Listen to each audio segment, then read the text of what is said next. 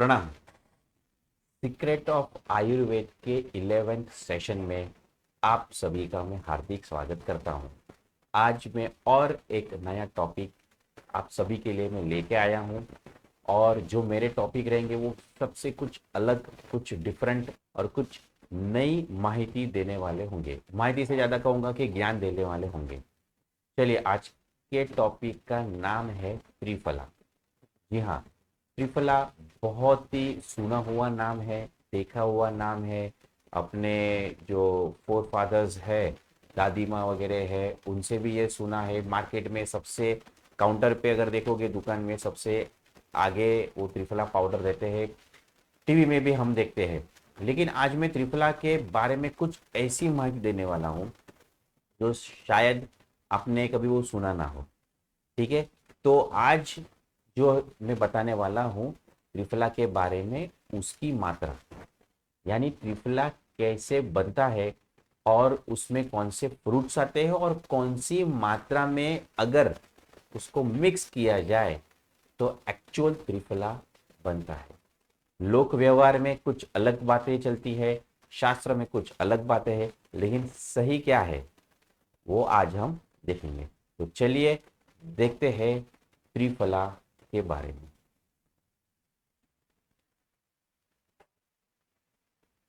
सभी लोग ये मानते हैं त्रिफला यानी त्रि यानी तीन, फला यानी फल। जो चूर्ण तीन फलों से बना हुआ है उसे त्रिफला कहते हैं। इसमें तीन कौन कौन से फल आते हैं? सबसे पहले आता है हरितकी, दूसरा विभितकी और तीसरा आमलकी। ये उसके शास्त्रीय नाम है और लोक व्यवहार में जो भाषा यूज होती है उसको कहते हैं हरड़े, बहड़ा और आंवला। इन तीन फलों का मिश्रण ही त्रिफला कहलाता है। चलिए देखते हैं ये कौन सी मात्रा में अगर उसको मिक्स किया जाए तो वो त्रिफला बनता है। एक भाग हरितकी, एक भाग विभितकी, एक भाग आम्लकी। ये तीनों अगर समान भाग में हो तो क्या उसे त्रिफला कहेंगे? या एक भाग हरड़े, दो भाग बेड़ा, तीन भाग आंवला, क्या उसे त्रिफला कहेंगे? या एक भाग हरड़े, दो भाग बहरा और चार भाग आंवला, क्या इसे त्रिफला कहेंगे? यानी 1-1-1 या 1:2:3 या 1:4।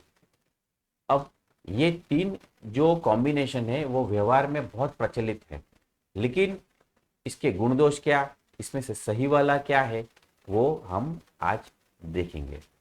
तो सबसे पहले हम शास्त्र में क्या बताया है वो जानेंगे। तो शारंगधर संहिता में आचार्य शारंगधर ने क्या कहा है? भोगे अनुक्तेतु साम्यम स्यात्, अर्थात जहां पर भी त्रिफला का नाम आए वहां पे हमें उससे समान भाग में ही लेना चाहिए। अभी देखो, हरितकी जो होता है ना, उसका एक वेट होता है, एक फिक्स्ड वेट है। उसका वेट है 2 तोला। अर्थात जो श्रेष्ठ और उत्तम हरितकी होती है उसका वजन 2 तोला होता है, यानी कि 20 ग्राम। 20 ग्राम की हरितकी, दैट इज द आइडियल हरितकी। तो फिर बहड़ा है, उसे क्या कहते हैं?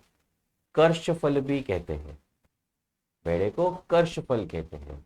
और एक कर्ष यानी 1 तोला, अर्थात अगर आप 2 बहड़ा लेते हो तो 2 कर्ष होगा, और 2 कर्ष यानी 2 तोला, यानी कि लगभग 20 ग्राम। और 1 तोला मतलब भी 10 ग्राम होता है, तो 2 तोला मतलब भी 20 ग्राम।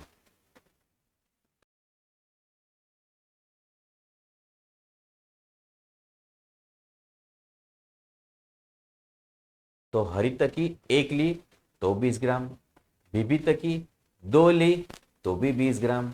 अब आंवले के बारे में देखते हैं। आंवले को कोल फल भी बोला है। 2 कोल इक्वल टू 1 कर्ष, और 1 कर्ष बराबर 1 तोला, यानी 4 कोल यानी 2 कर्ष, 2 कर्ष यानी 2 तोला, और 2 तोला यानी 20 ग्राम। तो एक हरितकी वो 20 ग्राम, 2 बीबीतकी यानी 20 ग्राम, और 4 आंवलकी यानी भी 20 ग्राम। तो यहाँ पे 1 2 3 वो आपको नंबर ऑफ फ्रूट लेना है, न कि वेट लेना है, क्योंकि अगर नंबर ऑफ फ्रूट लेते हैं तो वजन तीनों का सेम होता है, और इसीलिए जहां जहां पे भी त्रिफला का उल्लेख आए वहां पे इन तीनों को समान भाग में ही लेना है। यानी एक हरी तकी जो होता है वो 4 आंवले के वेट के बराबर होता है, या एक हरी तकी होता है वो 2 बीबी तकी के वेट के बराबर होता है। तो समझ में आया कि ये तीनों को समान भाग में लेंगे तो 1:2:4 हो ही जाता है। ठीक है, तो ये शारंगधर संहिता में इस प्रकार से इसको बताया हुआ है। इतना ही नहीं, आचार्य भाव मिश्र ने भाव प्रकाश निघंटु में भी कहा है कि पथ्याभिभीत धात्रीणाम फले स्यात् त्रिफला समय, फल त्रिकम च त्रिफला सा वरा च प्रकीर्तिता, त्रिफला कफ पित्तग्नि मेह कुष्ठ हरासरा, चक्षुष्यादीपनीरुच्या विषम ज्वर नाशिनी।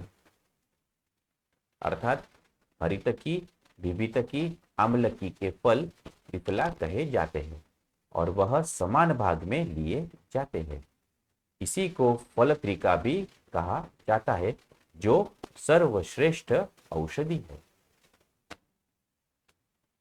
त्रिफला पित्तनाशक, प्रमेह एवं मूत्र संबंधी व्याधिनाशक, त्वचा रोगनाशक, मल को नीचे ले जाने वाला, आंखों के लिए हितकारी, अग्नि को बढ़ाने वाला, भोजन में रुचि को बढ़ाने वाला, एवं विषम ज्वर अर्थात मलेरिया या क्रॉनिक फीवर या जीर्ण ज्वर का नाश करने वाला बताया है।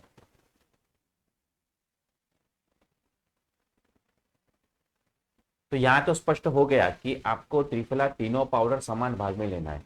तो क्या 1:2:3 गलत है?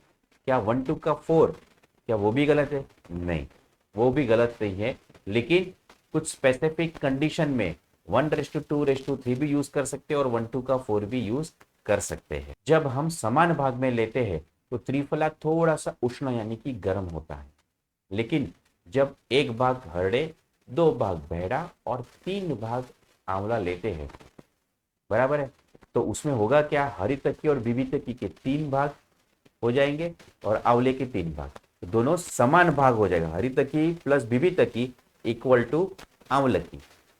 लेकिन इसमें होगा क्या, ये 1:2:3 में न अधिक उष्ण होता है और ना अधिक शीत होता है, वो एकदम सम्यक रहता है। और यदि 1:2:4 के अनुपात में अगर मैं त्रिफला के चूर्ण लेता हूं तो हरड़े और बहेड़ा का मिलकर 3 भाग होगा और आंवले का 4 भाग होगा, तो आंवले की मात्रा अधिक रहेगी, तो यह त्रिफला चूर्ण थोड़ा सा शीत रहेगा, ठंडा रहेगा प्रकृति में। और इसीलिए जिसको गैस की ज्यादा तकलीफ है, वायु और कफ की तकलीफ है, तो वो त्रिफला समान भाग में ले सकता है। जो रसायन के तरीके से जो त्रिफला लेना चाहता है वो 1:2:3 भी ले सकता है, और जिसको जलन होती है, एसिडिटी होती है, पित्त का अजीर्ण हो जाता है, तो उस केस में 1:2:4 में आप त्रिफला चूर्ण ले सकते हैं। और शास्त्रों में भी त्रिफला के बारे में कई सारी माहितियां दी है, कई सारा ज्ञान दिया हुआ है, मैं वो आपसे शेयर करूंगा। तो देखिए त्रिफला से आप क्या कर सकते हो। यदि आप 1 वर्ष तक नियमित सेवन करो तो उससे शरीर एकदम चुस्त होता है। 2 वर्ष तक नियमित सेवन करने से शरीर निरोगी हो जाता है। 3 वर्ष तक नियमित सेवन करने से नेत्र ज्योति बढ़ जाती है। 4 वर्ष तक नियमित सेवन करने से त्वचा कोमल व सुंदर हो जाती है। 5 वर्ष तक नियमित सेवन करने से बुद्धि एकदम कुशाग्र हो जाती है। 6 वर्ष तक नियमित सेवन करने से शरीर शक्ति में पर्याप्त वृद्धि होती है। 7 वर्ष तक नियमित सेवन करने से बाल फिर से सफेद से काले हो जाते हैं। 8 वर्ष तक नियमित सेवन करने से वृद्धावस्था से पुनः यौवन लौट आता है। 9 वर्ष तक नियमित सेवन करने से नेत्र ज्योति कुशाग्र हो जाती है और सूक्ष्म से सूक्ष्म वस्तु भी आसानी से दिखाई देने लगती है। 10 वर्ष तक नियमित सेवन करने से वाणी मधुर हो जाती है, यानी गले में सरस्वती का वास हो जाता है। कई लोग बोलते हैं कि मुझे त्रिफला की आदत पड़ गई है, मुझे रोज त्रिफला खाना पड़ता है, तो मैं ये कहूँगा ये बहुत अच्छी निशानी है कि आपको त्रिफला की आदत पड़ गई है। यदि आपको आदत पड़ी है, देखो अच्छी चीज़ों की आदत पड़ना हमें लाभकारी है। और त्रिफला एक औषधि तो है, लेकिन वो रसायन है, और रसायन का सेवन हम नित्य कर सकते हैं। तो आपको यदि व्यसन चाहिए तो इस त्रिफला का आप करना, उससे कोई कोई कोई साइड इफेक्ट नहीं है। आदत पड़ गई वो बेस्ट है, बहुत बहुत अच्छा है, क्योंकि ये प्रिवेंशन का काम करता है। इतना ही नहीं, त्रिफला में एंटी कार्सिनोजेनिक एजेंट मिले हैं।